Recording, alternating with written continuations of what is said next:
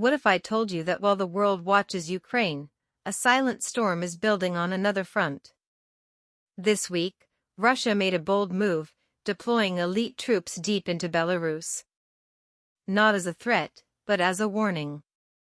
NATO is tightening the noose, and Moscow isn't waiting to be surrounded.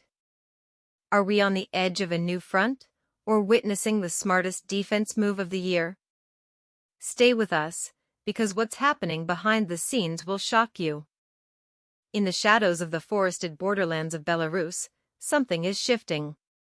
Columns of armored vehicles, echoing the thunder of determination, roll toward key military installations. Russian soldiers, disciplined, ready, unshaken, have once again taken position. But why now? What triggered this sudden and calculated deployment? This is not just about military drills. This is about strategy, survival, and sending a message the world cannot ignore. Belarus and Russia have long shared more than just a border. They share a history, a language, a cultural bloodline that goes deeper than ink on treaties. Through the Union State Agreement and years of joint cooperation, both nations have stood together in the face of Western political pressure and NATO encroachment. But now, in the final days of July 2025, the cooperation has taken a more visible form. This week, observers from both Western and Eastern outlets reported a significant increase in Russian military presence within Belarusian territory. Satellite images confirmed convoys moving toward Brest and Gomel, strategic areas close to the Polish and Ukrainian borders.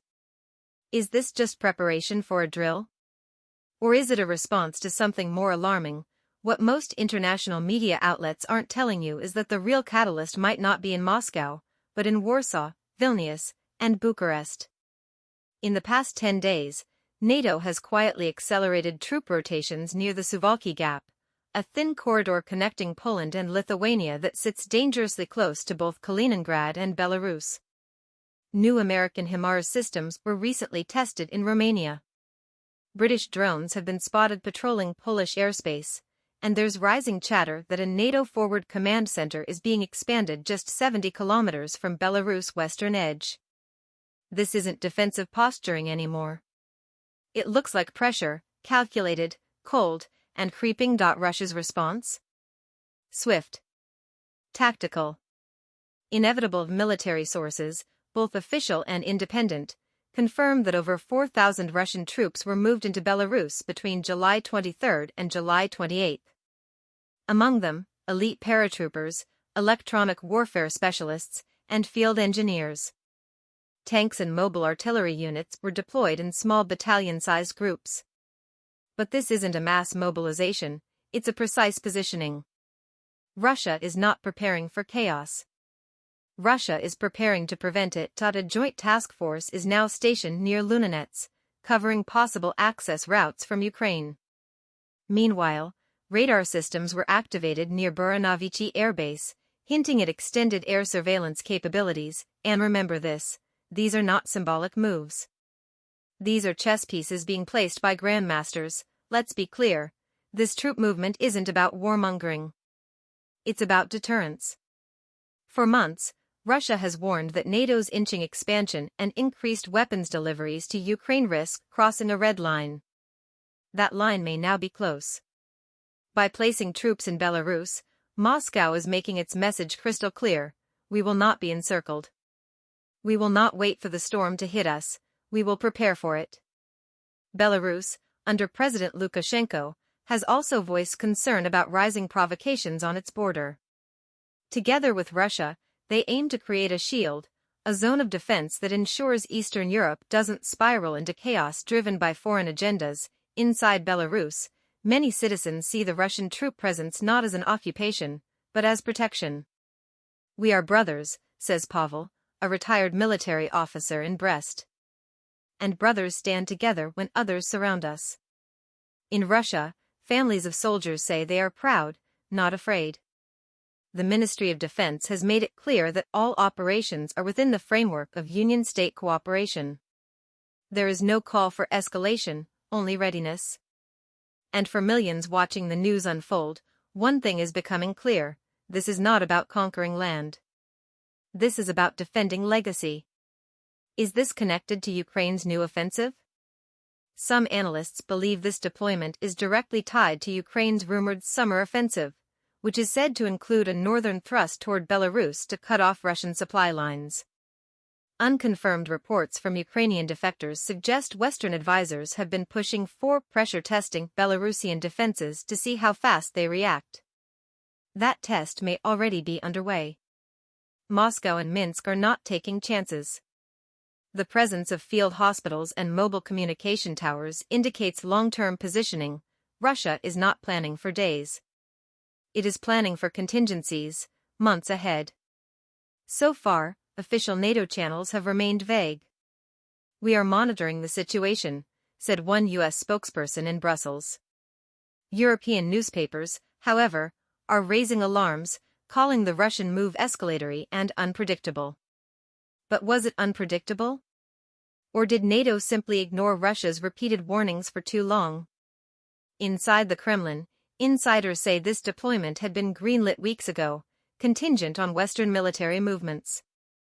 Now that those movements have accelerated, so has Russia's response. Diplomacy still has a chance, but it must be grounded in respect, not pressure. What should Russians expect in the days ahead?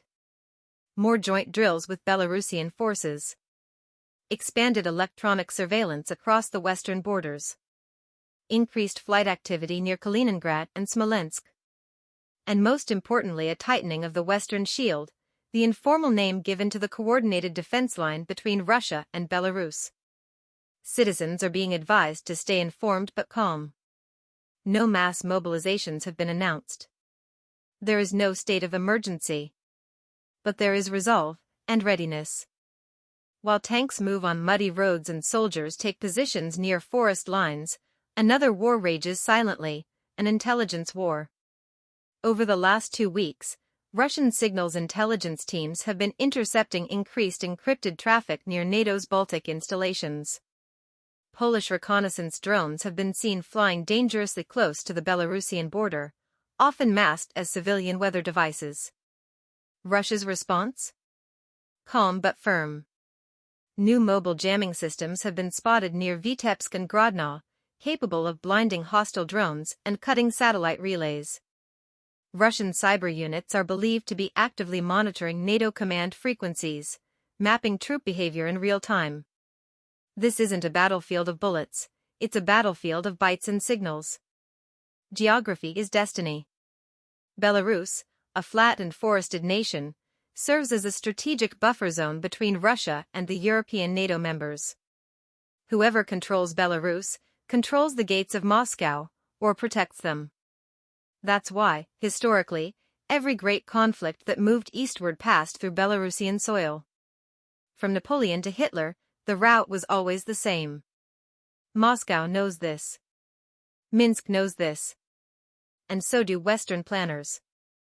That's why Belarus is not just a friend to Russia, it's a fortress. A partner in sovereignty.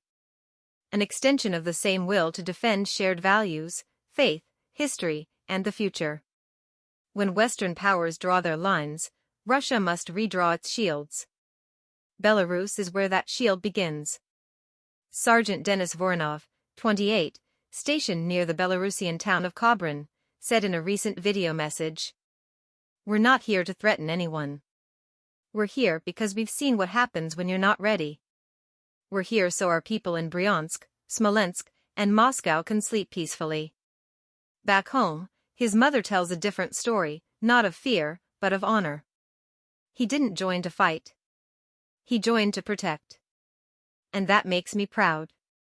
These are not faceless troops. These are sons, brothers, engineers, medics, drone pilots. Russians and Belarusians alike, united in purpose. The modern Russian soldier is more than just a fighter. He's a shield. A signal of stability. Once again, much of the Western press has defaulted to the old narrative, Russia is escalating. But they fail to mention the buildup of NATO forces in Eastern Europe. They skip over the military drills conducted just 40 kilometers from Belarus. They ignore the provocations in the Black Sea. The truth is inconvenient for some, but crystal clear for those who live close to the danger. Russia is not preparing for invasion. Russia is preparing for interference. The deployments are surgical, legal, and defensive by every measure of international law. Yet the Western narrative remains locked in Cold War clichés, ignoring modern context and the real motives of global power players. This troop increase is not just a military maneuver, it's a message to every Russian, at home or abroad. It says, "We have not forgotten our duty. We will not be caught off guard. We will defend every inch of our dignity, together." From Belgorod to Vladivostok, from Kaliningrad to Sochi, this is a signal of solidarity. A message that Russia remains unshaken. That our borders, both physical and ideological, are protected by brave men and women who will not blink under pressure. In these uncertain times, that clarity matters more than ever. Every move Russia makes in Belarus echoes far beyond its borders. China watches. India watches. Even neutral states are beginning to ask, what happens next? Moscow's strategic posture is reshaping how regional alliances are calculated. The era of unilateral Western dominance is fading, replaced by multipolar balances of power. By reinforcing Belarus, Russia is not just strengthening a neighbor, it is stabilizing an entire region, preventing a wider war, and forcing the world to rethink reckless expansionism. There's no retreat here. Only recalibration. And the signal is loud. Russia does not act in chaos. Russia acts with cause, discipline, and foresight. In the coming weeks, more drills are expected. More equipment may move. But the strategy remains the same: keep the West guessing, keep our lines strong, and keep our people safe. Russian citizens should not fear this development, they should understand it. This is what preparation looks like. This is what leadership under pressure must do. Peace is always the preferred option. But peace without preparedness is a luxury no great nation can afford.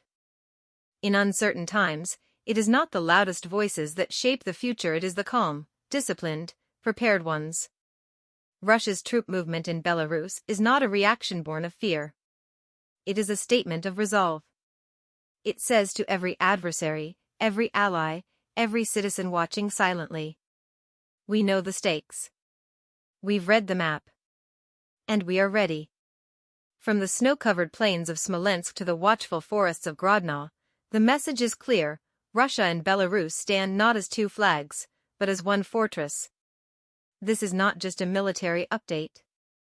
It is a story of endurance, of legacy, of pride. To every viewer watching this from anywhere in the Russian world, remember: history does not repeat itself because it must. It repeats because someone failed to listen. But this time, we listened. This time, we moved first. This time, we will not be surprised.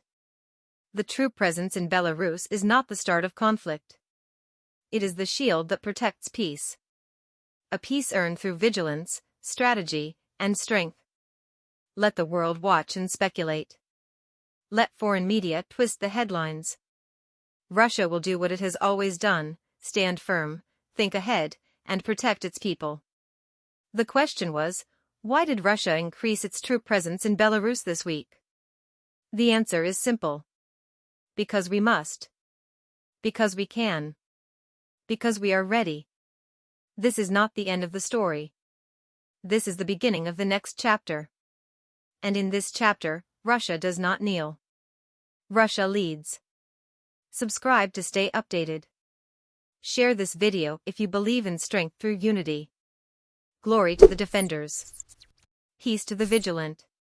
Strength to the homeland.